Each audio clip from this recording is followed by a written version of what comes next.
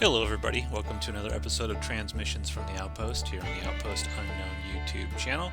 My name is Matthew, back with another review, and today I'm going to be talking about a film called PRIMATE, which I think it released, I don't want to, early January. This was one of those sort of films where it was like, hey, Tuesday, cheap movie day. What's in the theater to go see? And decided to go to Primate. That was the only thing that looked halfway interesting. So, what is this film about? Well, it reminded me, honestly, a lot of The Ruins, if anyone's ever seen The Ruins. This one is basically about a group of sort of college students who show up at this, I think they're in Hawaii. They're at this, beautiful Hawaiian retreat. There's a dude who's basically this famous novelist, and his daughter Lucy basically, grew up living with this chimpanzee named Ben, and they communicate via sign language and things of that nature. Well, unfortunately for Ben, at a certain point early on in the film, he gets bitten by a rabid mongoose. It's got rabies, and Ben turns into crazy rabies infested, nuts chimpanzee that then tries to murder everybody in the house. This is, I think it's like, I don't know, maybe 90 minutes long. It's super quick. It does not overstay its welcome. It is one of those films where it's just kind of like a straight up, no bones about it, just kind of like monster movie.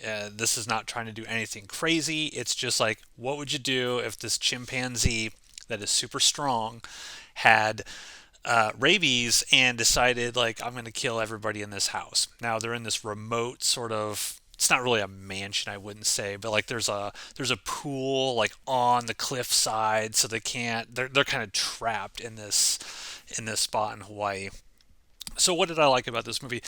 I thought the way in which they set up the various scenarios of how all of these sort of college kids are kind of trapped and can't get away was pretty solid.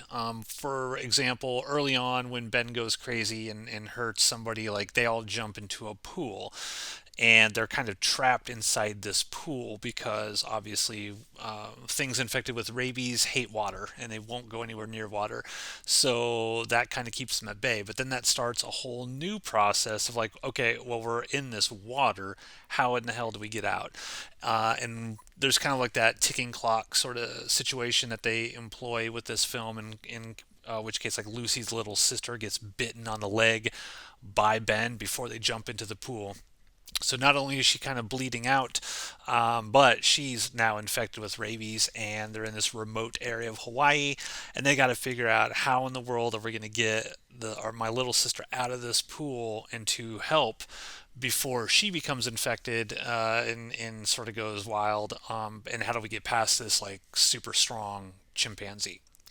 At the very beginning of the film, as they're sort of traveling to Hawaii, they meet a couple like dude bros who will show up later on in the film. Again, it's very reminiscent of something like The Ruins, just to show up to be additional cannon fodder for Ben, the killer chimpanzee.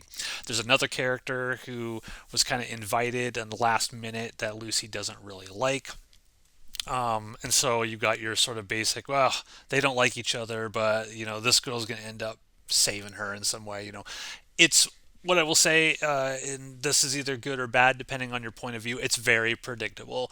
If you're looking for a movie that's just straight up like, hey, I know what to expect from this, and I just want to get some quick sort of like dopamine bursts and fun. Primate is a really good movie. If you're someone who's like, I know exactly what's going to happen in this movie, point by point, then maybe you're not going to get as much enjoyment out of it. I will say that some of the things I did not like about this movie, it's very dark. It's shot very dark. It can be very hard to see a lot of the stuff that's going on at times. I think they might have done that a little bit to kind of hide some of the CG involved with Ben. I don't know if this was a person in a chimpanzee costume and they just kind of digitally enhanced it with CG. I don't know if there was an actual live chimpanzee on set for certain things. I'm not sure. I haven't read into like the making of this film at all. But there were multiple points throughout this movie where I'm like, it is so dark. It is really difficult to sort of see what is going on. There are a couple really cool gore sequences. This is an R-rated movie, and there's a whole sequence where Ben just rips the jaw off one of the characters, which is really cool. You get some other really cool gore scenes, but they didn't go far enough, in my opinion.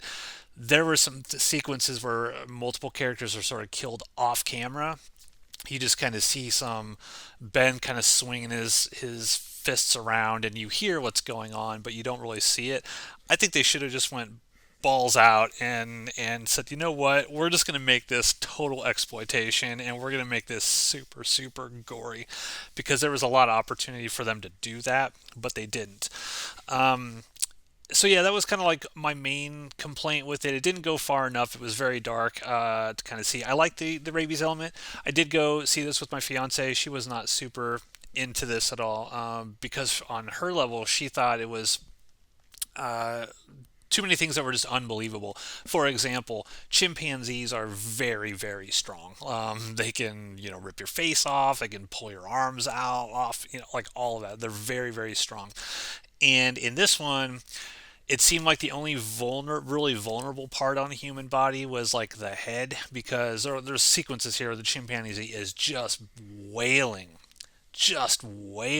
on various people, and then they get up and kind of run. It's like all of your bones would be shattered if this was truly beaten on you like that. So there's just little quirky things like that she wasn't super into, and the fact that the plot was just super predictable. And there is a cool sequence, though, I will say, where the dad is deaf, and so and this would be a good example as one of the instances where I thought it was cool and effectively well done, but she thought it was not well done, and so we came at it from different angles. Where dad eventually shows up, he sort of gets this text message that Ben was tested positive for rabies, and he's like, that's impossible because we live in Hawaii and there is no rabies in Hawaii. However, he decides to eventually come back, and obviously Ben has been terrorizing everybody and killing people this entire time. But when he walks into the actual house, again, no one decides to flip on a light. That's one thing that just drove me crazy. Nobody turns on a light in this house. Not even the dad when he comes home. He just walks into the darkened house and is doing all kinds of stuff. It's like, turn on a freaking light, people. Come on. Um, but you see the sequence where the audio cuts out from sort of his perspective, where he can't hear anything, and you kind of see Ben jump down right behind him. Now, in the meantime, like, Ben's terrorizing his daughter. He can't hear that his daughter is screaming and that Lucy's trying to get away and things of that nature. But Ben sort of dropping down and kind of creeping up behind him. I thought that was really well done and really, really effective. However, my fiance thought, she was like, I didn't find that believable because he's deaf. His senses would sort of be heightened, right? So you'd be able to feel a sort of chimpanzee dropping on the ground, or smell a chimpanzee, which is something I had thought of when I was kind of watching it. So it was just two different perspectives of kind of like the same scene, where I thought it was done effectively and she didn't quite think it was done effectively. So depending on what kind of person you are watching this movie, that might also sort of impact your enjoyment level of it. But overall, I enjoyed it. I thought it was just kind of like a fun B movie with a rabid chimpanzee running around. You get some good gore here and there. I thought for the most part the actors were fine. Nobody stands out in this. I think my fiance made a joke. She couldn't even tell like who was who in this. They all kind of look the same. They're generic, stereotypical, young actors. It was kind of funny. The dude bros in it, like there is one sequence where this dude bro is like, because they're just showing up to hook up with these girls. And they have no idea that there's a killer chimpanzee running around. But there's this one sequence when a dude bro gets attacked that I actually thought was kind of funny. And there's a few moments of fun in this, but in terms of comedy. But overall, like, I think if you're just like looking for something on a lazy Sunday afternoon, you're like, I just want to put on something I don't have to think about. I just kind of want to get some fun thrills of a killer chimpanzee running around doing stuff. There are worse things to watch than this. I don't regret watching this in the theater. I thought it was pretty fun. Not going to win any awards, but I'm going to give letter grade for this. It would be like between a C plus and a B minus. I think if I were being pushed, I'd probably say like C plus. But if you're in a good frame of mind looking for something like this, I could see this going up to as high as a B for people who just kind of want a fun romp of chimpanzees murdering young people. But yeah, there you go, folks. That's my review of Primate. Let me know down in the comments below. Did you check out Primate? What did you think of it? C plus for me. Still okay. It was an okay movie. Fun time. Probably nothing I'd ever watch again though. So until next time, everybody.